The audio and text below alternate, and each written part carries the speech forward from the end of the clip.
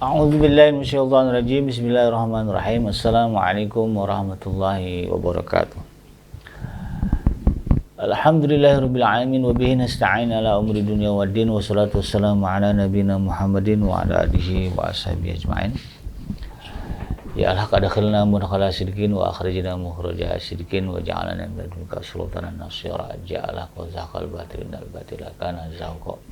La ghafara banana amanna faghfir lana dzunubana wa qina adzabannar.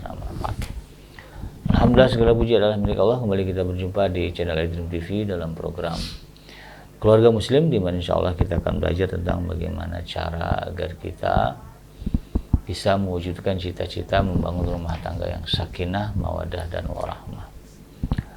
Tidak lupa kita baca salawat dan salam. Allahumma shalli ala Sayyidina Muhammad wa ala ali Sayyidina Muhammad. Assalamualaikum ya Nabi wa rahmatullahi wabarakatuh. Semoga Allah terima salawat dan salam yang kita baca dan dilimpah curahkan kepada para nabi dan para rasul, wabil khusus ya, Rasulullah Muhammad SAW. Dan semoga kita termasuk ke dalam kelompok orang yang akan berbahagia ketika berjumpa dengan Allah nanti di yaumul mahsyar, dijauhkan dari siksa api neraka, dimasukkan ke dalam surganya dan dipertemukan dengan Rasulullah SAW. Insyaallah amin rabbal alamin. Sahabat Edream yang dirahmati Allah dimanapun Anda berada, di dalam kesempatan kali ini saya ingin mengangkat tema yaitu kiat ya, kiat-kiat mendengarkan curhatan pasangan. Ya, kenapa ini penting? Karena banyak ya juga pasangan-pasangan yang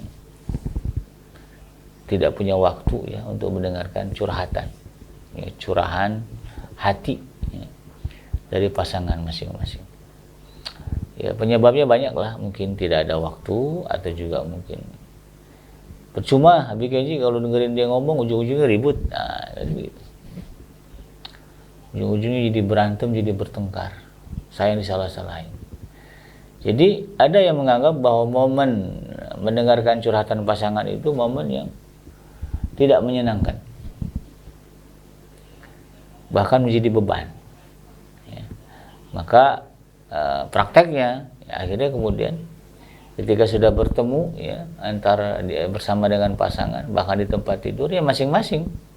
Tapi zaman sekarang ada gadget, istri dengan gadgetnya, suami dengan gadgetnya. Wah, yang parah lagi apa, istri kemudian curhat di gadget ya, curhat di medsos ya. Yang parahnya lagi, curhatnya sama orang, curhatnya sama suami orang, curhatnya sama istri orang. Nah, tahu-tahu nanti akhirnya jadi selingkuh. Nah, kalau udah selingkuh, udah dah ya, tambah parah situasinya. Nah, ini kan kita tidak mau terjadi. Nah, ya kadang-kadang ya introspeksi juga lah bagi para istri yang kemudian suami selingkuh, atau para suami yang istrinya selingkuh dengan orang lain, kembali ke mantannya misalnya. Bisa jadi salahnya di kita juga. Kita tidak mau mendengarkan apa yang dia rasakan ya, selama hidup dengan kita. Kita lebih senang didengar daripada kita dengerin. Sementara pasangan kita ya nggak punya waktu untuk mencurahkan isi hatinya kepada kita. Lalu akhirnya kemudian dia berpaling kepada yang lain ya, mungkin kepada medsos ya, atau mungkin kepada itu tadi ya, mantannya. Lalu terjadilah perselingkuhan. Nah, ini kemudian kita tidak ingin ya. Karena kalau udah selingkuh kan bahaya. Allah sudah tegaskan dalam Al-Quran, wala taqrabuz zina ya, dalam surah Al-Isra ya, ayat yang ke-32, innahu kana fahisyatan wa sa'a sabila. Karena perzinahan itu adalah jalan yang adalah perbuatan yang keji ya, Allah nggak suka ya, Allah bilang itu keji, Allah nggak suka. Wa sa'a sabila, dan jalan yang buruk, jalan yang buruk untuk mencari ketentraman, jalan yang buruk untuk mencari kebahagiaan dengan jalan zina, itu jalan yang buruk ya, Allah tegaskan. Maka zina itu ya dosa besar. Bukan hukumannya beda ya. Kalau yang belum nikah ya dicambuk ya. Nah, tapi kalau yang udah nikah ya, dia berzina, kalau dia mau bersih dari dosa zina ya, dia harus mau dirajam. Makanya kemudian jangan terjadi ya, jangan terjadi. Kita berusaha untuk mencegah. baik kita sebagai suami ataupun kita sebagai istri. Dan Allah kan juga sudah jelas kan di dalam surah An-Nisa dikatakan wa ashiruhunna bil ma'ruf. Perintah ini Allah tujukan kepada para lelaki. Wa ashiruhunna bil ma'ruf. Dan pergaulilah mereka para istri ini dengan cara yang ma'ruf, dengan cara yang baik. Karena kasusnya banyak suami yang kemudian tidak mengerti bagaimana cara bergaul dengan istri. Salah satunya itu ya, kasus ya, istri tidak punya waktu momen untuk mencurahkan isi hati, mencurahkan perasaan. Ya, apalagi ketika momennya hamil, melahirkan, ada namanya baby blues ya. Suaminya acuh cuek, akhirnya apa? Yang parahnya anak bayinya dibunuh, dianya juga bunuh diri, alhamdulillah. Atau dianya yang bunuh diri.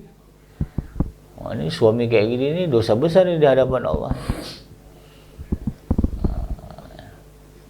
Jadi ini tidak boleh terjadi. Jadi bagaimana kiatnya Abi Kenji agar kemudian kita bisa ya, merasa nyaman, kita bisa bertahan ya. Atau kita bisa menjadikan ini sebagai sebuah kebiasaan yang baik dalam rumah tangga kita, itu mendengarkan curhatan pasangan. Paling tidak ada 8 kiat. Yang pertama ya, segalanya tentu kembali kepada niat. Nah, ya. Rumah tangga juga sama ya, kita nikah itu niatnya apa? Itu kan. Niatnya apa? Maka kembalikan semuanya kepada niat. Kalau dipikir-pikir, kenapa sih kita mau menikah sama si A, si B? Kenapa saya mau jadi istri dia, mau jadi suami dia? Kembalikan ke niat yang dulu. Nah, dalam konteks ini tadi ya, ketika kita mau meluangkan waktu untuk mendengarkan curhatan dengan pasangan kita, maka niatkan itu sebagai ibadah, bagian dari mengamalkan firman Allah wa ashiruhunna bil ma'ruf, yaitu mempergauli pasangan kita dengan cara yang ma'ruf. Ya, dalam hadis kan jelas ya, innamal a'malu binniyah wa likulli imri'in ma nawa. Ya, segala perbuatan itu bergantung pada niatnya, dan bagi setiap orang itu apa yang dia niatkan. Maka kalau kita mendengarkan curhatan pasangan kita, niatnya ibadah, jadi ibadah tuh. Sejam misalnya kita di tempat tidur, atau di ruang makan, atau di ruang tamu, istri ngomong sejam, jadi pahala. Yang kita niatkan jadi ibadah. Ya. Begitu, Pak, aku ada yang mau diomong ini, misalnya. Ayo, duduk, niatkan di hati, ya Allah, aku mau mendengarkan curhatan pasanganku, jadikan ini sebagai ibadah begitu. Nah, ngobrol deh. Insya Allah itu akan jadi pahala. Jadi, kalau jadi pahala gimana? Begitu selesai, hati kita bahagia. Dalam surah Ar-Ra'd itu dikatakan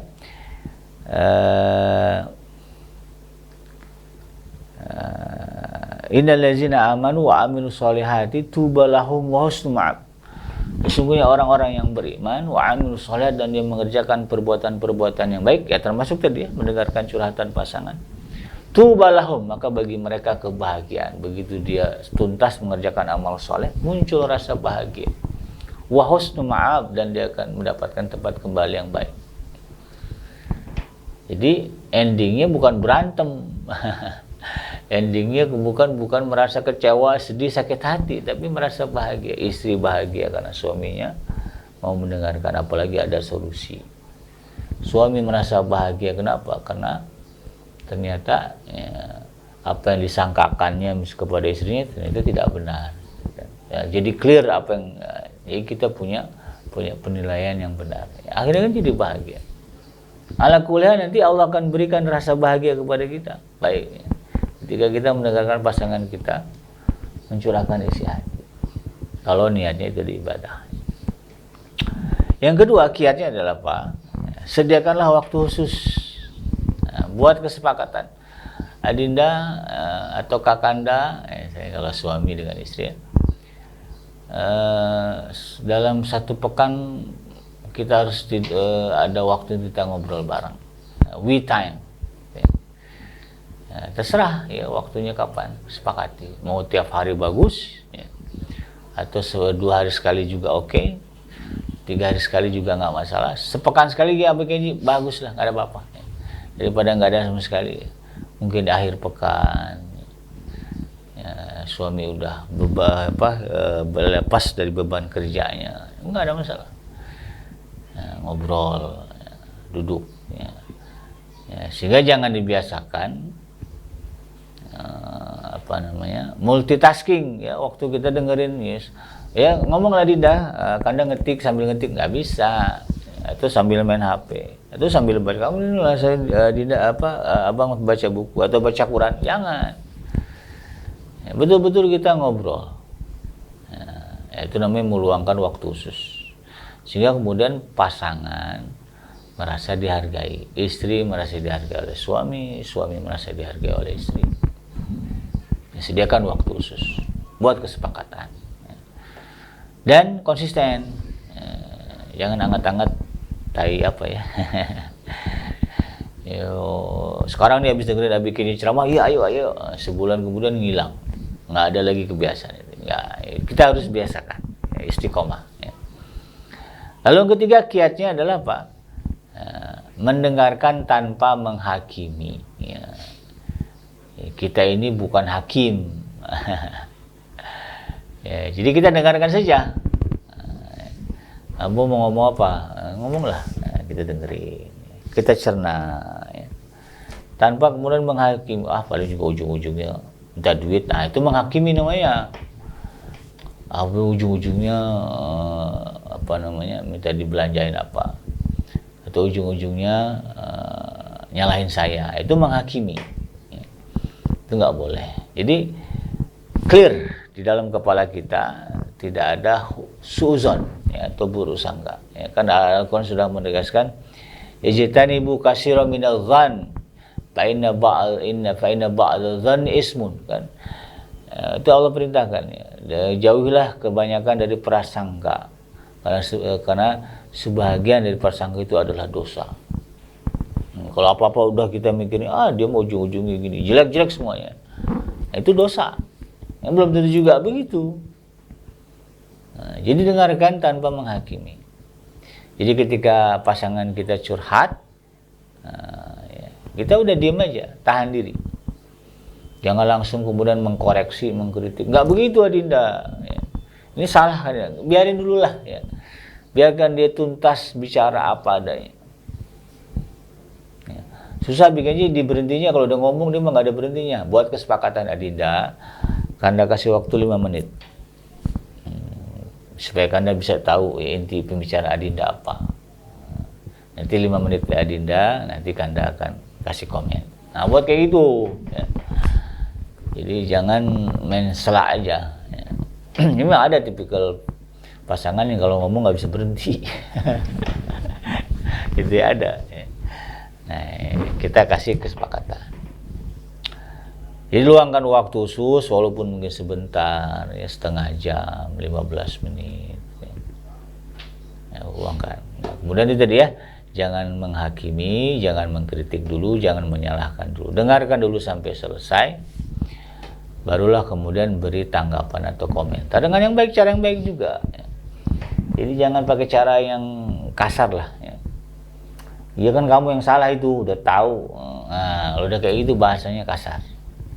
Tapi tunjukkan kalimat Adinda betul ya, tidak salah ya, memang dia juga si Anu itu tuh ya, itu salahnya itu di situ. Jadi kita seolah-olah membela dia walaupun sebenarnya kita tahu dia salah.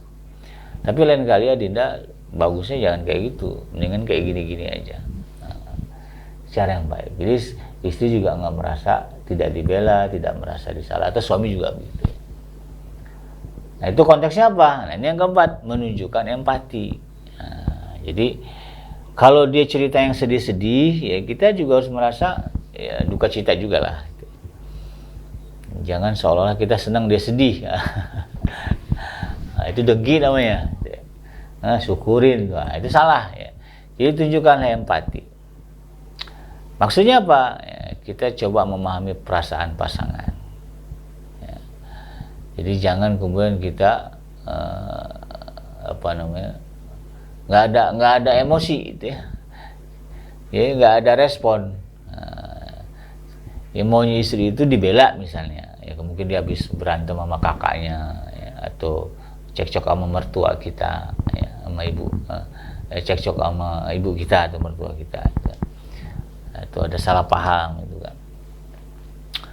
Nah itu coba dipahami perasaan dia. Ya. Ya, jadi yang keluar gimana bahasanya supaya terlihat empatinya? Ya, kayaknya baik mudah saja. Ya bang paham, ya mungkin kamu capek. Ya, ibu juga saya paham, ibu saya juga salah itu kayak gitu. Jadi dia merasa dibela. Kalau dia minta pembelaan. Kalau dia minta yang dia inginkan misalnya kepedulian kita, itu juga lah ya memang berat kayaknya itu dek ya. Abang tahu kamu pasti stres tuh kalau udah kayak gitu tuh. Ya, udahlah ya, kita ke mall aja. Ya udah yuk kita pergi ke toko emas, bagus deh. Itu empati. Ya.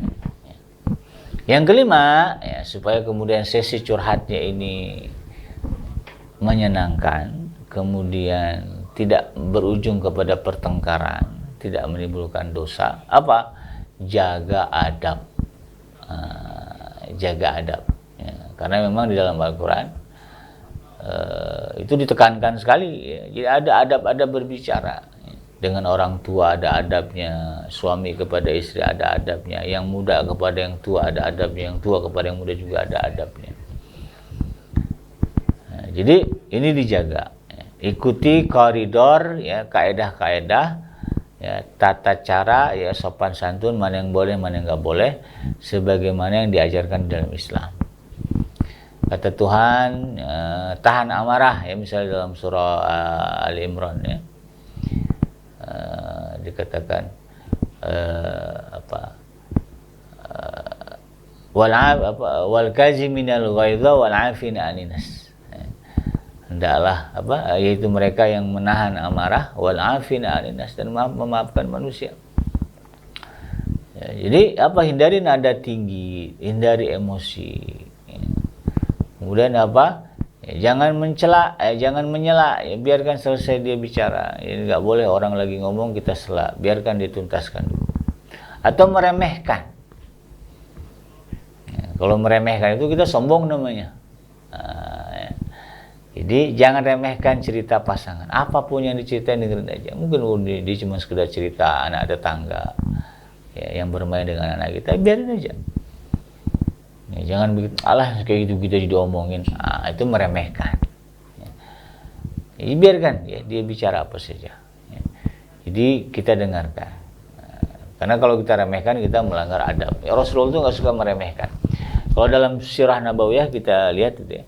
Siapapun orang yang berbicara kepada Nabi, mereka merasa dimuliakan. Artinya apa? Tidak ada sikap yang menunjukkan beliau meremehkan. Bermuka masam aja Rasulullah dilarang. Allah tegur.